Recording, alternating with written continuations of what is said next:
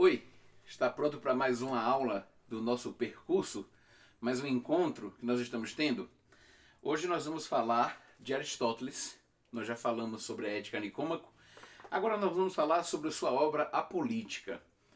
Tem muita coisa para a gente discutir, mas eu quero chamar a atenção a respeito de uma questão prévia, já nesse momento de nossa trilha, na trilha do nosso pensamento. Nós estamos entrando em contato com textos que são complexos, que exigem uma atenção, que exigem um cuidado. Existem diferentes tipos de textos. Quando eu converso com meus amigos, com os meus alunos sobre leitura, e eu estou falando isso com você, porque muitas e muitas vezes eu tenho escutado pessoas falando da dificuldade de conseguir, de criar um hábito de leitura. Então, quando eu converso com os meus amigos, eles reclamam que não é fácil ter um hábito de leitura. Na verdade, a gente tem que assumir que criar qualquer hábito não é fácil. A criação de um hábito exige sacrifício. É aquilo que a gente fala de pagar o preço. Imagine que você vai fazer uma caminhada. Ou então imagine que você quer ter o hábito de nadar. Ou de praticar qualquer esporte. Ou violão que você quer tocar. Ou qualquer coisa que você queira fazer e que exija um hábito. Eu estou falando disso também no contexto do pensamento aristotélico, porque, para Aristóteles, o hábito é muito importante. Nós partimos de uma ação virtuosa para transformá-la em hábito. Isso é fundamental para Aristóteles, inclusive fundamental para o seu conceito de felicidade, como nós vimos na Ética Nicômaco e como nós vamos ver aqui na discussão dessa obra, A Política. O que é preciso para ter hábito de leitura? E principalmente hábito de leitura de textos complexos, clássicos, como nós estamos tendo com esses textos de filosofia. Muitas pessoas podem argumentar que, bom, eu não vou ser filósofo, então eu não tenho por que ler textos complexos de filosofia. Eu sei, é um bom argumento, mas esses textos não se restringem apenas à filosofia. Primeira questão. Esses textos se referem à cultura ocidental. E quando você entra em contato com um texto que te desafia, que desafia o seu modo de pensar, você vai perceber que ao sair desse texto, você sai de uma forma grandiosa. Por quê?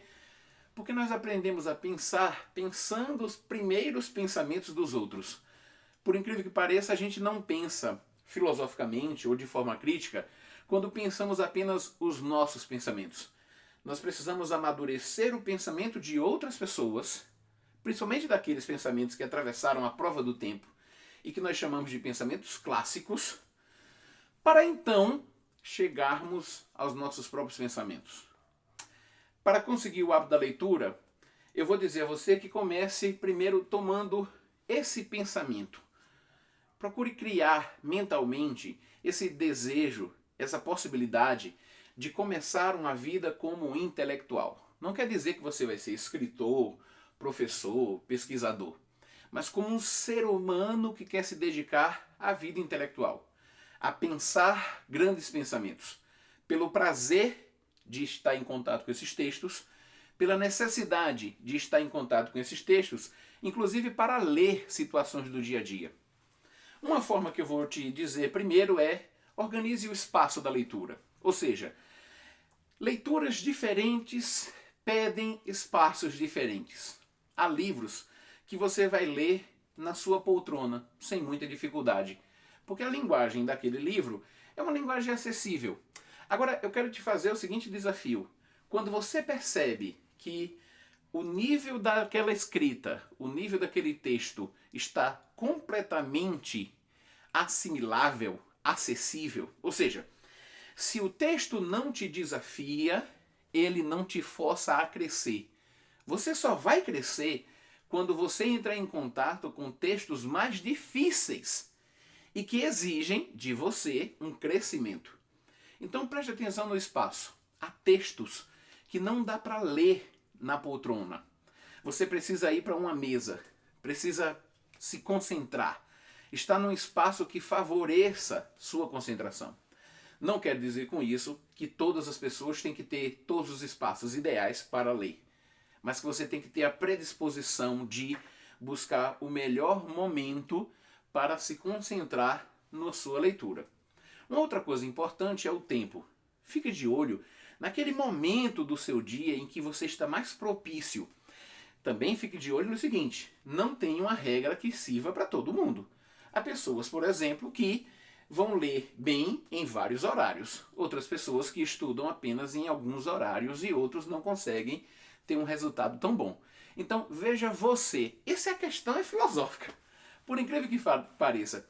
É que, embora eu esteja dizendo essas ideias, espaço, tempo, eu não estou te dando uma receita para que você siga. Eu estou dando sugestões para que você pense a sua condição. Ou seja, você tem que analisar a sua condição e encaixar com essa experiência que eu estou compartilhando.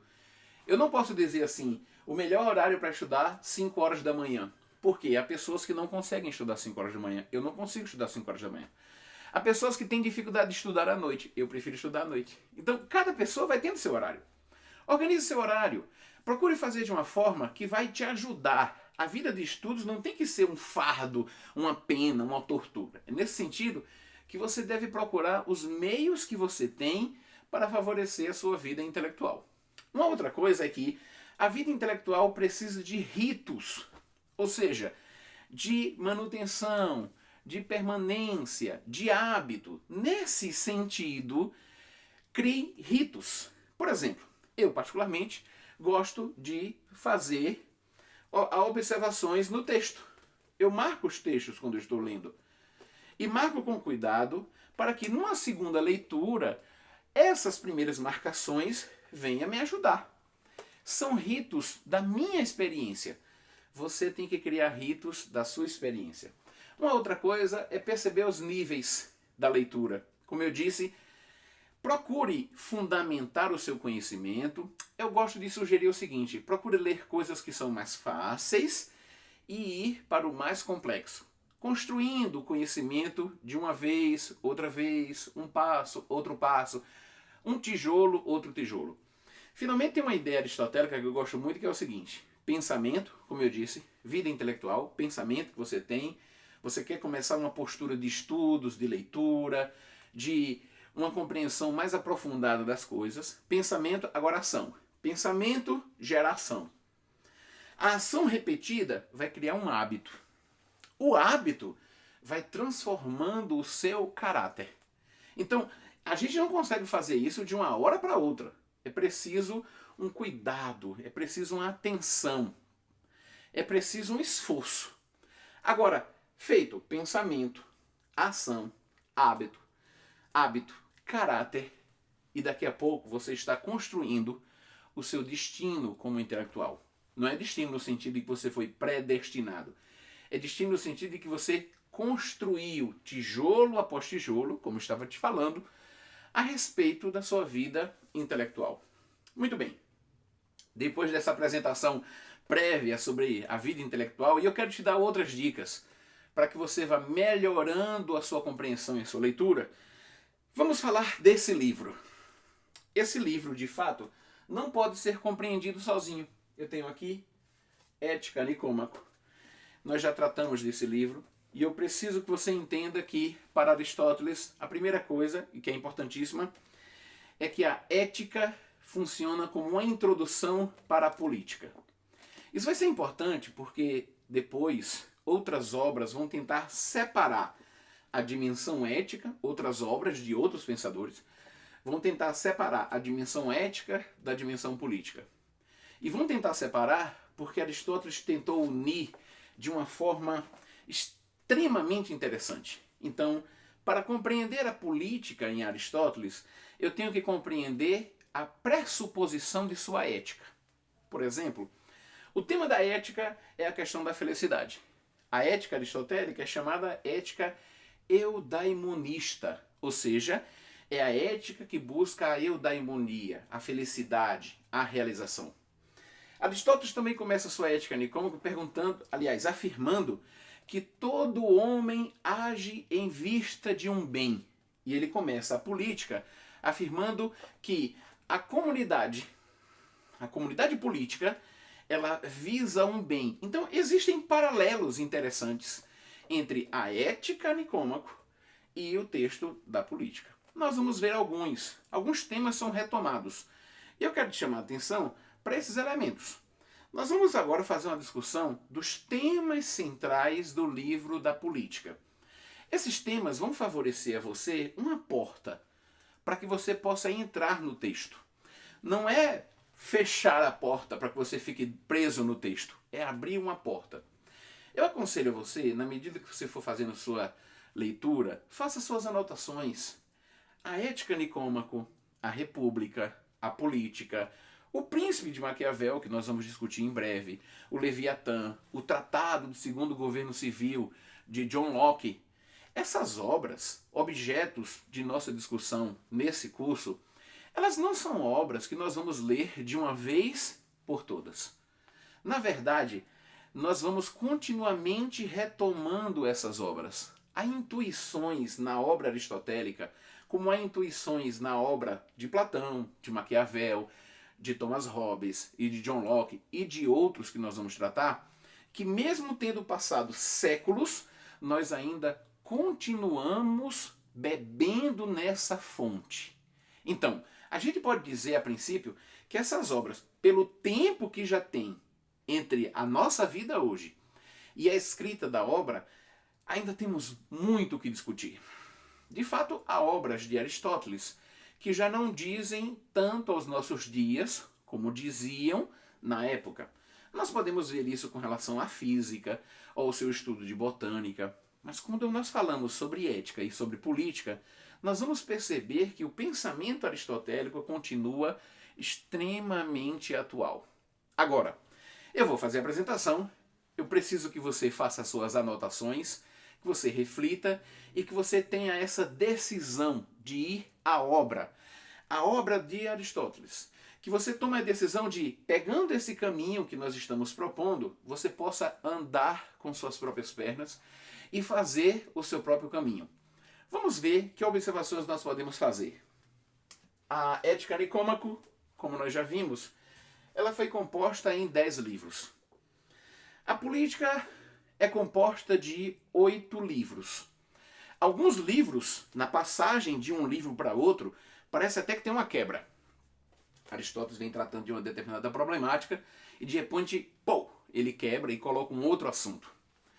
Há assuntos polêmicos na política, como a questão da escravidão, que está logo no primeiro livro. Há questões de quebra, como eu disse. Aristóteles vem falando sobre forma de governo e tal, e de repente ele entra e vai falar sobre revoluções na cidade. Depois, há livros que se complementam com outros. Por exemplo, no livro 7 e no livro 8, ele está tratando sobre a felicidade. Há livros inteiros que são desenvolvimento de ideias anteriores. Aristóteles começa falando sobre forma de governo, eu vou explicar isso para você. E, de repente, lá no livro 6, ele demora todo o livro tratando sobre a democracia, uma forma de governo. Então, assim, os livros não contam introdução, desenvolvimento e conclusão. Os livros voltam. E eu preciso que você entenda essa dinâmica. Uma coisa que é muito interessante na estratégia de Aristóteles escrever, diferente de Platão, é que Platão, por exemplo, escreve em forma de diálogo. Existe uma dinâmica muito interessante na forma de Platão desenvolver o texto. Como você já deve ter visto na República, o diálogo está sempre tratando de temas que são importantes naquele momento. Não são temas fakes ou fáceis de lidar. Aristóteles tem outro procedimento. Aristóteles, para tratar de um determinado assunto, ele basicamente faz a história daquele assunto. Isso é interessante, porque ele vai mostrando as pesquisas que ele realizou a respeito de um determinado assunto, e assim ele apresenta essa pesquisa e coloca objeções. Por exemplo, eu fiz uma marcação aqui, espero que você consiga ver, eu fiz uma marcação em lilás em alguns momentos do texto em que Aristóteles faz críticas duras a Sócrates ou a Platão, principalmente em temáticas relacionadas à República. Então, você observa que ele faz uma história da discussão que ele está estabelecendo, ele apresenta o que outros autores trataram, mas ele também coloca críticas a esses outros autores. ele se posiciona de forma crítica. Isso então vai nos permitir que nós também possamos fazer algumas reflexões mais críticas, mais questionadoras, em relação ao próprio Aristóteles. Bom, está no momento de você pegar aquela sua água, o seu café, o seu suco, o seu chá, pegue seu papel, pegue seu lápis ou seu caderno, abra seu computador, porque nós vamos começar agora a tratar dos temas mais importantes que estão presentes na política de Aristóteles. Eu estou usando a edição da editora UNB, Universidade de Brasília. Eu uso tanto a Ética Nicômaco quanto a Política de Aristóteles segundo essa tradução do Mário da Gama Cury. Uma das melhores traduções que não só eu vi, mas que professores com quem eu tive o privilégio de conviver, de compartilhar e de aprender muito, já tinham me indicado como uma tradução de excelência. Então eu indico para você essa tradução e essa publicação da UNB. Evidentemente, pode haver outras, não tem problema. Você busca aquela que for melhor para você. Bom, o que é que tratam os livros a respeito da política? 8 livros. O primeiro livro é interessante. É um livro muito forte, com temas que são próximos da gente. Aristóteles vai começar com uma afirmação, logo nas primeiras páginas, nos primeiros parágrafos, com aquela afirmação que ficou clássica a respeito da sua compreensão de política. E qual é a afirmação? O homem é um animal político. O homem naturalmente é político. Essa afirmação que Aristóteles vai usar como um fio que vai percorrer toda a obra, o homem é um animal político, ou seja, naturalmente o homem é sociável, o homem é um animal gregário, o homem é um animal de grupo. Essa afirmação apontada por Aristóteles vai ser defendida como uma das teses fundamentais durante toda a obra e vai percorrer de uma forma explícita ou implícita todos os 8 livros.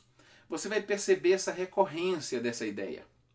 O que é importante você guardar essa ideia, porque essa ideia também vai ser motivo de objeção de autores na modernidade. Quando for tratar, por exemplo, dos pensadores justnaturalistas, principalmente de Thomas Hobbes. Thomas Hobbes vai tentar uma tese contrária à proposição aristotélica.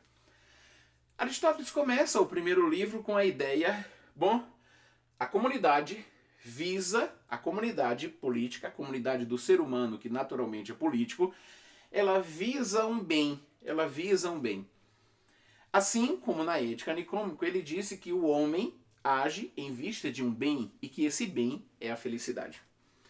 Aristóteles vai começar a mostrar como se dá a evolução que chega até a cidade. Ele vai falar, por exemplo, da casa, ele vai falar da vila, daquele pequeno agrupamento de famílias, e ele vai falar da polis.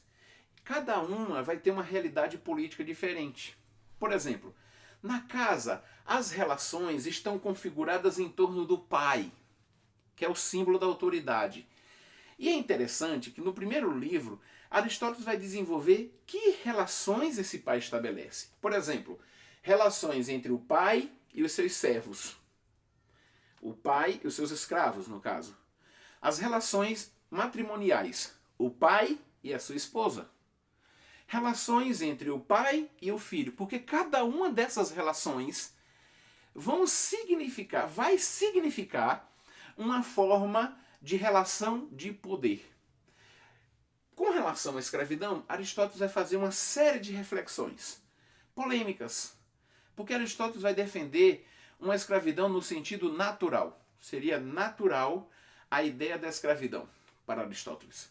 Uma tese polêmica que você pode procurar, por exemplo, autores que vão se conformar a essa ideia não só no momento de Aristóteles, da escrita, mas depois na história, e autores que vão tratar a respeito disso de forma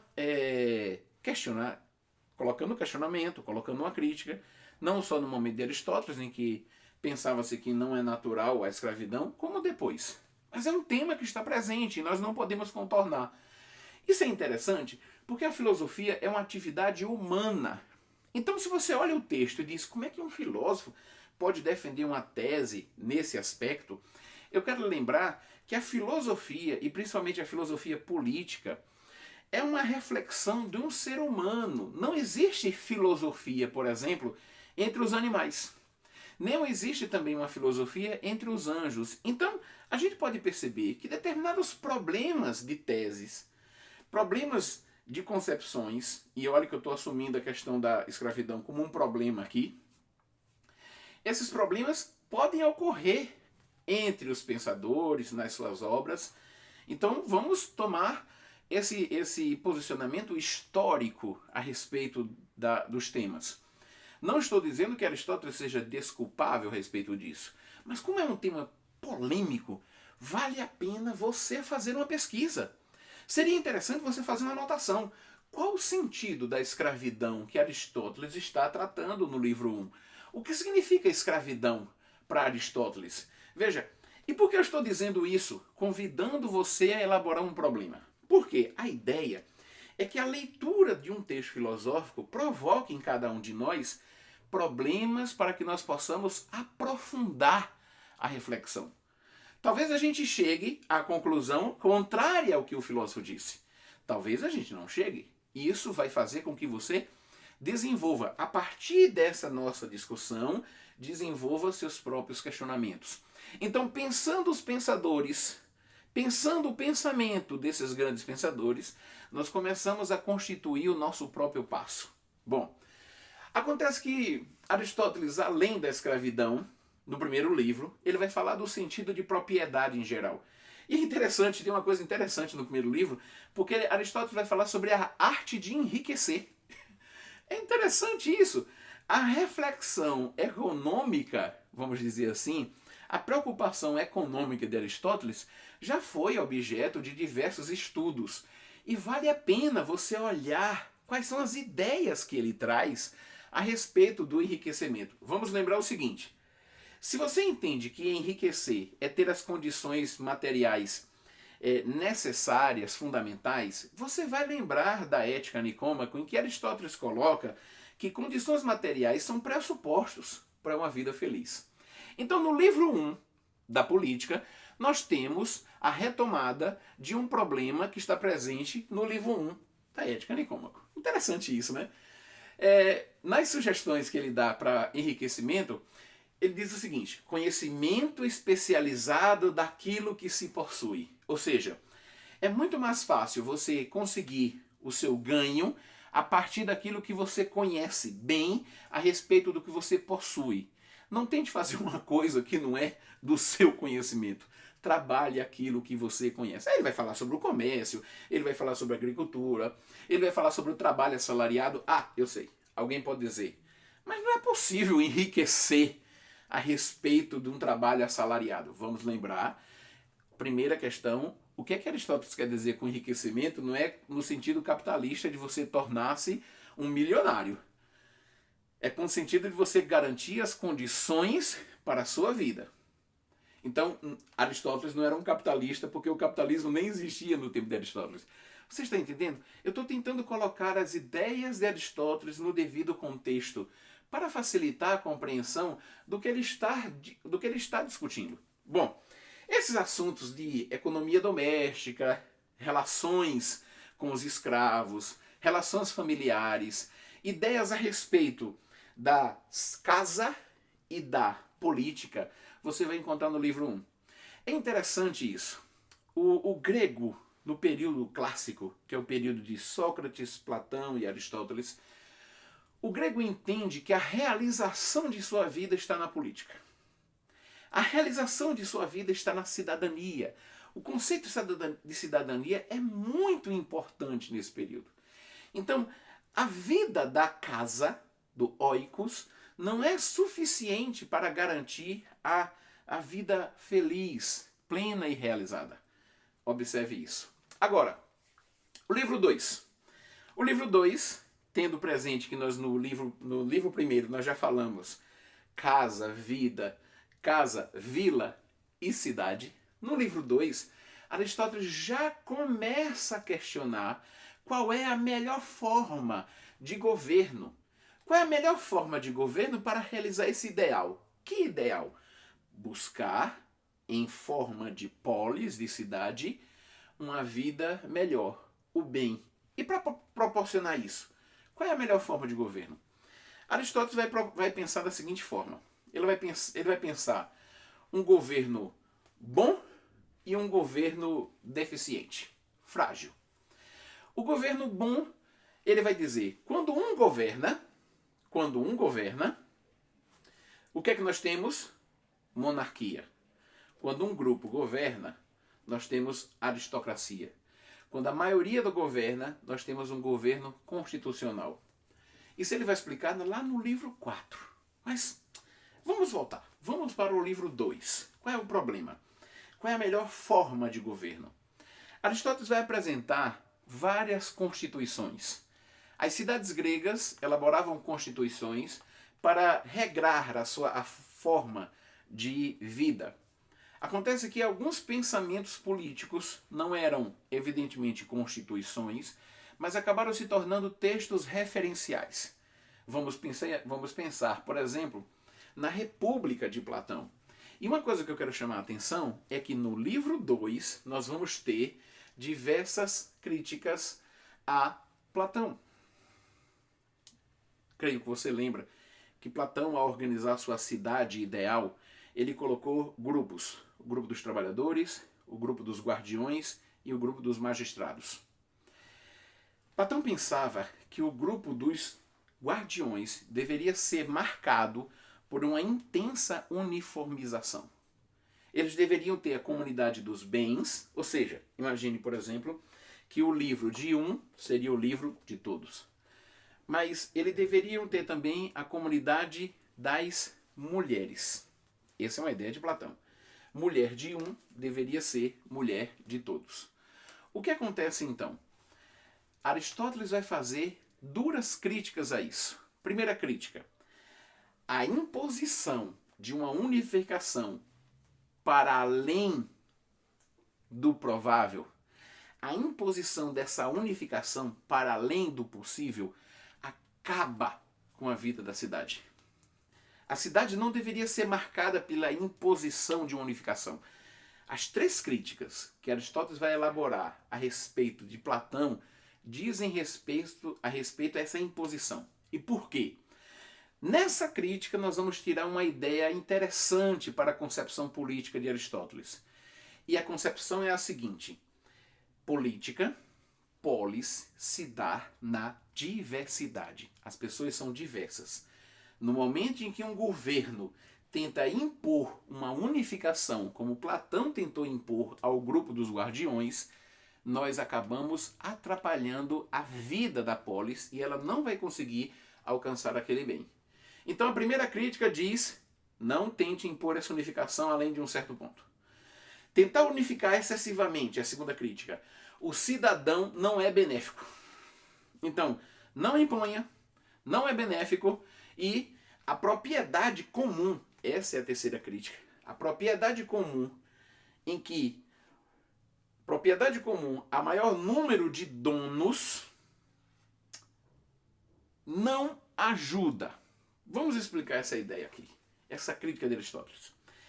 Se nós temos uma propriedade comum, um bem que pertence agora não a um grupo ou a um indivíduo, mas pertence a todos, nós temos um problema sério porque essas pessoas não vão desenvolver a responsabilidade de cuidar do que é seu. Essas pessoas não vão ter senso de seu próprio desenvolvimento de liberdade, de responsabilidade. Por incrível que pareça, tem uma grande lição psicológica aqui. Nós desenvolvemos a nossa psique a partir do trato que nós temos também com as coisas.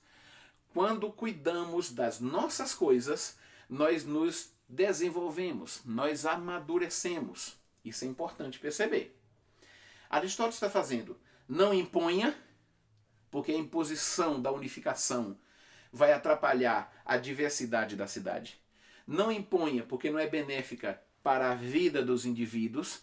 E não imponha, porque a comunidade das coisas, porque vai prejudicar o desenvolvimento da liberdade desses indivíduos. São críticas duras que estão presentes no livro 2 a Sócrates, porque é Sócrates o personagem que está falando, mas principalmente a Platão, porque nós temos consciência de que Platão usa Sócrates como personagem para expor as suas ideias. Ele continua no livro 2 apresentando diversas constituições e fazendo críticas a essas constituições, mostrando as limitações. Como eu disse, Aristóteles segue esse procedimento de fazer uma história do problema antes dele mesmo colocar a solução, mas eu queria chamar a atenção a essa crítica direta ao pensamento platônico, que está presente no livro 2. Agora, no livro 3, Aristóteles começa a refletir sobre a cidade.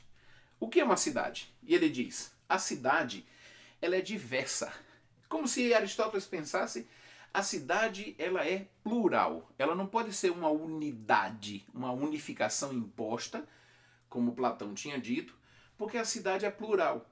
A pergunta que fica então é, quais são as partes dessa cidade que é plural?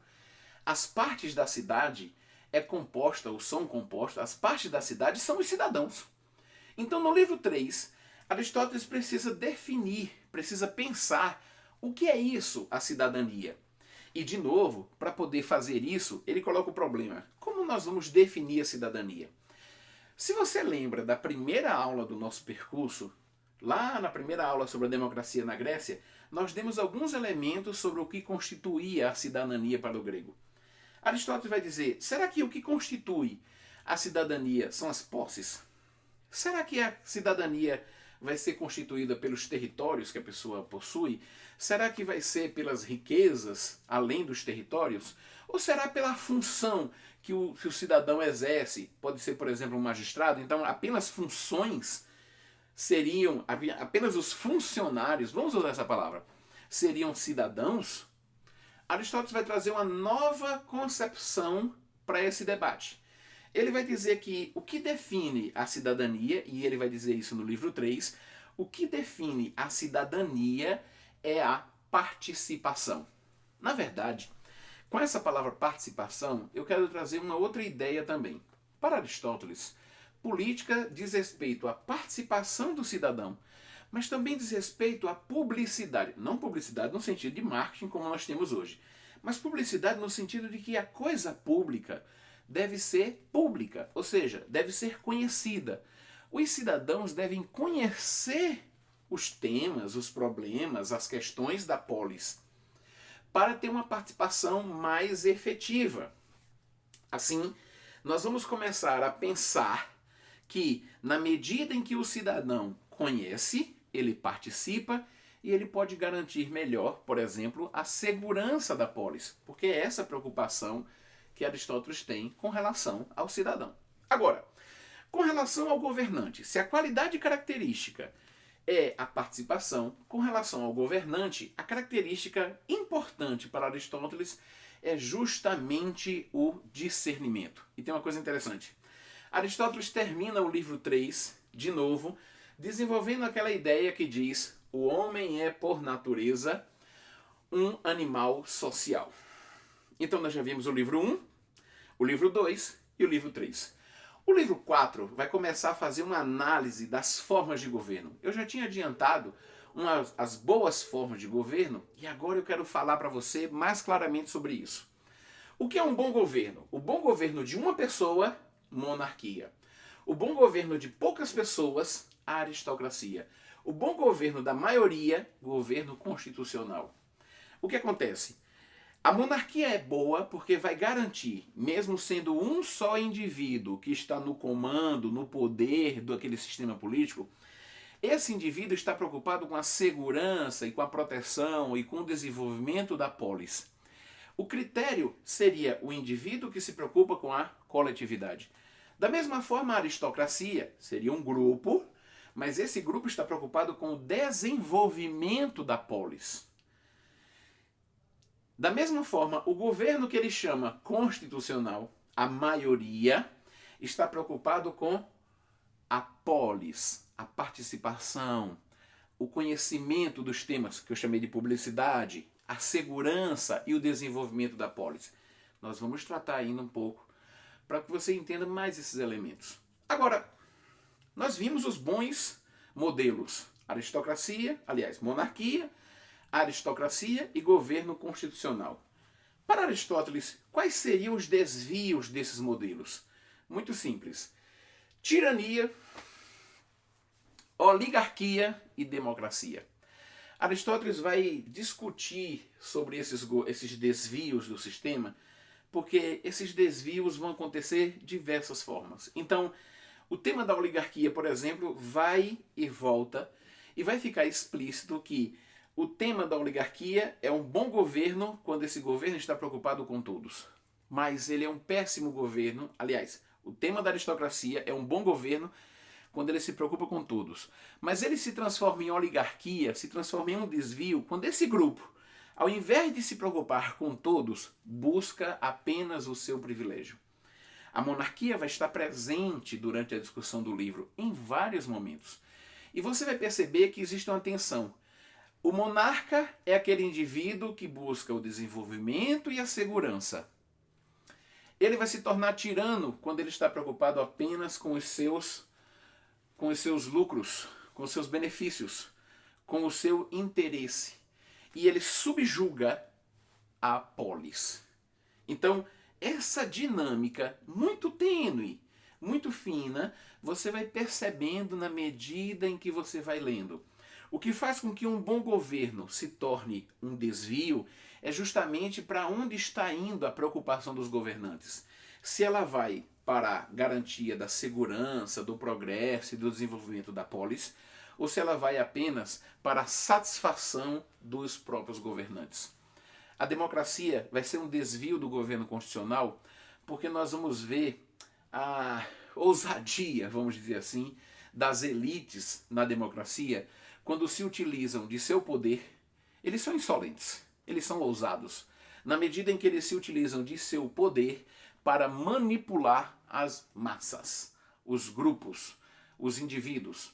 Então, a democracia acaba se tornando um desvio na medida em que ela favorece a manipulação. A demagogia é um perigo certo para Aristóteles e que acontece na democracia. E por que não aconteceria num governo, como ele chamou, governo constitucional? Aristóteles vai explicar que na democracia as pessoas querem se colocar acima da lei. No governo constitucional, as pessoas, os cidadãos, então nós temos na democracia os cidadãos querem se colocar acima da lei. No governo constitucional, o que acontece é que a lei está acima dos cidadãos. A referência é a lei e, portanto, há uma extrema diminuição da demagogia e do exercício da manipulação. Muito bem. Falamos do livro 1, 2, 3 e 4. Chegamos agora no quinto livro e nós temos uma situação muito interessante. A situação de tratar a respeito das revoluções. Aristóteles entende que as revoluções acabam criando um problema no tema da política. E as revoluções, elas acontecem pela disputa de poder. Elas acontecem para alterar uma constituição ou para que um grupo assuma um poder. Então acontecem ou porque os grupos estão aqui brigando para destituir um ao outro, ou para mudar as constituições, as regras, e assim assumir o poder, não pelas constituições em si, mas para assumir o poder, ou então simplesmente quando se tem, vamos dizer assim, um golpe para que se assuma definitivamente o poder. Bom, as formas de governo, como nós vimos, geram a possibilidade de revolução, e isso vai se tornar mais intenso quando há um abismo social. Quando há muito ricos e muito pobres. Essa situação favorece revoluções.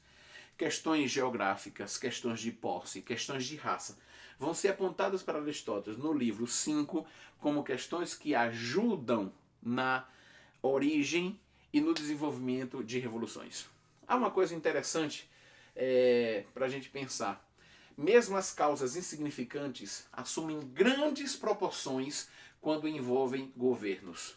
Questões que aparentemente, essa é uma frase que Aristóteles diz no livro 5. Vou repetir. Mesmo as causas insignificantes assumem grandes proporções quando envolvem governos. Questões que nós podemos achar que são questões simples, na verdade, podem se tornar grandes questões. Vamos lá. Vamos ver na democracia, na oligarquia, na aristocracia, como esses sistemas se comportam em relação às revoluções. Na democracia, a manipulação e a ousadia dos demagogos favorece a revolução, porque acaba criando uma cisão no tecido social, um corte. A ideia da manipulação é uma ideia geradora, segundo Aristóteles, para as revoluções. Na oligarquia, quando uma maioria é tratada injustamente. A maioria tratada injustamente vai gerar revolução na oligarquia. Agora, na aristocracia se dá pela extrema diferença social, pela diferença entre aqueles que são mais ricos e aqueles que são mais pobres. O livro 6, Aristóteles vai explicar a democracia, diversos tipos de democracias experimentados na Grécia, e ele vai mostrar a limitação da democracia com relação a essa questão da demagogia, como nós falamos agora, e da manipulação. O grande perigo, pense bem comigo, o grande perigo que Aristóteles vê na democracia é justamente que ela se sujeita muito facilmente à manipulação das massas, já que a referência constitucional não é levada em consideração, e sim a referência dos próprios cidadãos.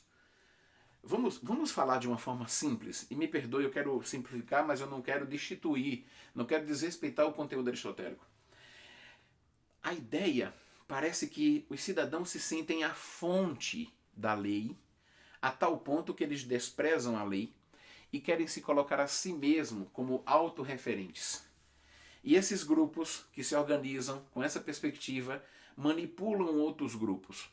Quando isso acontece, quando os indivíduos se colocam acima da lei, a manipulação entra e nós temos grupos se utilizando de outros grupos. Aristóteles, então, vai colocar essa questão da lei como referencial. É como se a lei funcionasse como um dique contra esses problemas que a democracia pode ter. E nós vamos ver que quando a referência está na lei e na Constituição, ele chama politeia, ele chama governo constitucional. Quando a referência está nos cidadãos, ele chama democracia, e aí nós temos o problema da demagogia e da manipulação. Muito bem. No livro 7, que é um livro extremamente interessante, Aristóteles vai colocar uma preocupação para a cidade. Lembra que no livro 1 ele disse que a cidade visa um bem, que a cidade visa o bem das partes, no caso dos cidadãos? No livro 7, Aristóteles vai explicar isso dizendo que o bem que a cidade deve buscar é a felicidade. E no livro 7, ele vai explicar o que é uma vida feliz. Na verdade, livro 7 e livro 8 formam um todo, porque Aristóteles vai falar sobre a felicidade no âmbito da política, e ele vai falar de um tema super importante, que é o sistema educacional, que vai ajudar a conquistar, a desenvolver a felicidade. Por quê? Porque a felicidade para Aristóteles está relacionada aos hábitos. Veja, qual é a melhor forma de governo para Aristóteles? Ele não diz se é a monarquia, se é a aristocracia e se é o governo constitucional prontamente. Ele diz que são boas formas, mas a melhor, não. Ele diz, a melhor forma de governo é aquela em que qualquer pessoa, seja ela quem for, pode agir melhor e viver feliz. Se um indivíduo age melhor e vive feliz na monarquia, a monarquia, naquele contexto, é a melhor forma de governo. O critério, então, não vai ser um critério externo, mas vai ser o critério do agir melhor para uma vida feliz. Por isso que a felicidade para Aristóteles é tão importante na política, porque o sistema, a organização do poder deve funcionar para garantir às pessoas uma vida feliz. Veja, é uma preocupação com a coletividade. Eu sei que agora você pode estar pensando, poxa, Seria tão interessante se a política fosse uma preocupação com a coletividade. Seria tão interessante se a política fosse uma preocupação com a vida comum, com o desenvolvimento dos cidadãos. Seria tão interessante se nós pudéssemos crescer coletivamente. A questão é que a política para Aristóteles se diz de forma plural, é pensar no plural, no público. Política não teria sentido se ela pensa no singular. Você agora entende o que é que ele chama de desvio. O monarca torna-se tirano quando, em vez de se preocupar com a felicidade plural, ele se preocupa com a felicidade singular, no caso, com a sua. Bom, felicidade para Aristóteles é ação. Não é apenas uma questão teórica, mas também é ação, porque a ação engloba a teoria e também engloba a própria prática para Aristóteles. Ou seja, dirigir o pensamento para a ação. Pensamento e ação estão unidos. Por isso que eu estou vendo o livro 7 e o livro 8 formando apenas um conjunto. E Aristóteles vai falar no livro 7, começando tratando sobre a felicidade e terminando tratando sobre o sistema educacional. Por quê? É preciso criar hábitos que favoreçam uma vida feliz. Por exemplo, a prática de esportes deve ter uma finalidade da vida feliz. O estudo teórico deve ter a finalidade da vida feliz. Não devemos imaginar que qualquer cidadão vai conseguir isso sozinho, porque Aristóteles pensa a cidade de uma forma orgânica. Ele pensa, inclusive, o lazer como essa ideia da vida juntos, em comunidade, coletividade. A educação pelo hábito deve vir antes da educação pela razão. E como é que nós criamos o hábito? Lembra daquela frase que eu disse logo no início? Pensamento, ação, hábito, caráter, destino. Ou seja, a cidade deve contribuir para que o indivíduo desenvolva suas melhores características. Assim, o último tema, olha que interessante, o último tema da política, ele começou no livro 7, você sabe que são 8 livros, ele começou no livro 7 a tratar da vida feliz na cidade. Ele começou no livro 7, no final do livro 7, a falar do sistema educacional. Ele vai desenvolver todo o livro 8 a respeito da importância da educação.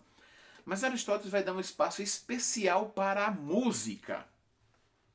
A música vai estar presente nessa passagem do livro 7 ao livro 8 e vai estar continuando porque para Aristóteles é preciso um desenvolvimento da sensibilidade, da estética, da beleza. Bom, nós apresentamos as ideias dos 8 livros da política.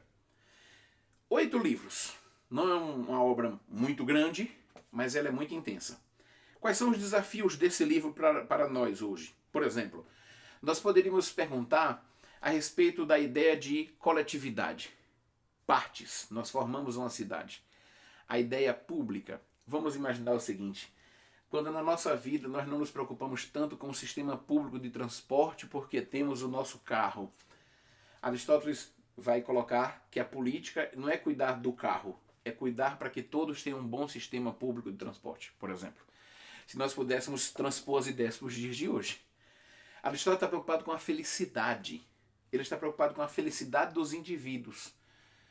Então, esse tema da felicidade deveria ser, ou poderia ser retomado hoje. A felicidade faz parte dos programas políticos? Ou apenas a felicidade e a satisfação de alguns? Bom, tem muitas perguntas que nós podemos fazer a respeito desse texto. Eu acho que agora é a hora, depois de ter feito esse percurso com todos esses livros da política de Aristóteles, é a hora de você sentar e começar a refletir um pouco qual é o sentido que a política tem. Eu quero relembrar essa ideia, porque nós já estamos finalizando, e eu quero trazer para você o seguinte, isso é fundamental. Para Aristóteles não se entende a política separada da ética. O tema da felicidade aqui está presente aqui. O tema da vida com os outros aqui está presente aqui. Agora, principalmente, o tema de que a política é diversidade. Política não é pensamento único, política não é a forma única de pensar, mas a política deve proporcionar diversidade. esse é o tema central da política que nós podemos retomar hoje. É a minha sugestão. E para você, qual seria a sua sugestão? Qual seria a sua reflexão? Eu aconselho agora você, com essas ideias, a enfrentar o texto aristotélico. Você vai ter muito mais facilidade e vai ter um ganho muito maior. É um prazer estar com você nessa caminhada, nessa trilha pelas grandes obras do pensamento político. Espero agora, com essa ideia, com essa discussão, com essas polêmicas, com esses temas, que você possa dar os próximos passos nessa caminhada dessa grande obra. Até mais.